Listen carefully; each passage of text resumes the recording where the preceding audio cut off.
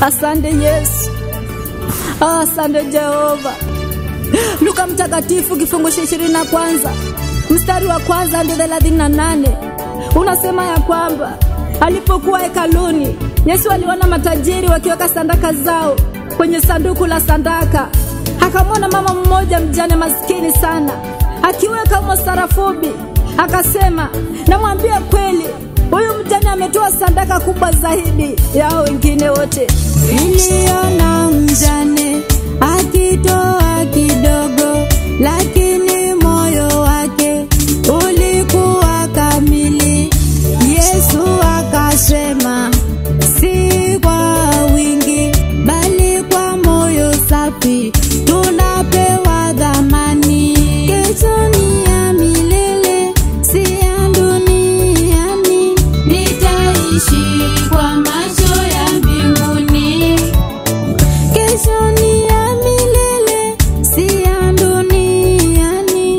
Nitaishi kwa macho ya mbinguni. Kesho ni ya milele, si ya duniani.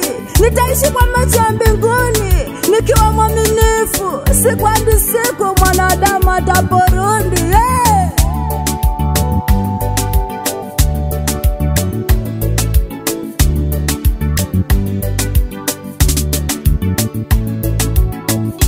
Majuba ya dhahabu yataanguka, mataifa yatatikiswa kwa hofu.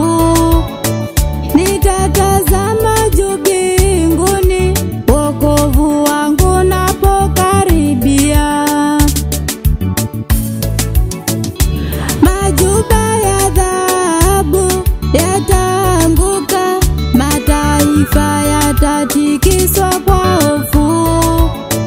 Nitatazama juu mbinguni, wokovu wangu unapokaribia.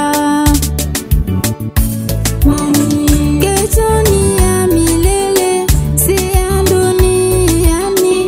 Nitaishi kwa macho ya mbinguni. Kesho ni ya milele, si ya duniani. Nitaishi kwa macho ya mbinguni. Kesheni kila wakati, ombeni daima, mioyo yetu isilewe na dunia. Tukijawa na tumaini la uzima, tutashinda siku hiyo kuu. Kesho ni ya milele, si ya duniani. Haleluya.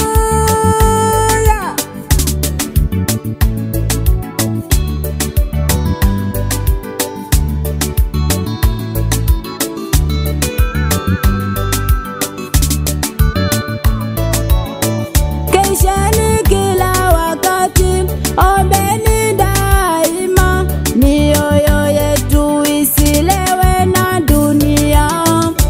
Tukijawa na tumaini la uzima, tutashinda siku hiyo kuu. Kesho ni ya milele, si ya duniani. Nitaishi kwa macho ya mbinguni. Kesho ni ya milele, si ya duniani. Nitaishi kwa macho ya mbinguni. Hata mbingu na dunia zitapita, lakini neno la Bwana litadumu milele. Haleluya. Mbingu na dunia zitapita, lakini neno la Bwana litadumu milele. Nitajenga maisha kwa ahadi zake, nikiishi kwa mtazamo wa milele. Kesho ni ya milele, si ya duniani. Nitaishi kwa mtazamo wake. Haleluya. Ai. Asante Yesu. Asante Jehova. Kesho ni ya milele, si ya duniani. Nitaishi kwa macho ya mbinguni. Kesho ni ya milele, si ya duniani. Nitaishi kwa macho ya mbinguni.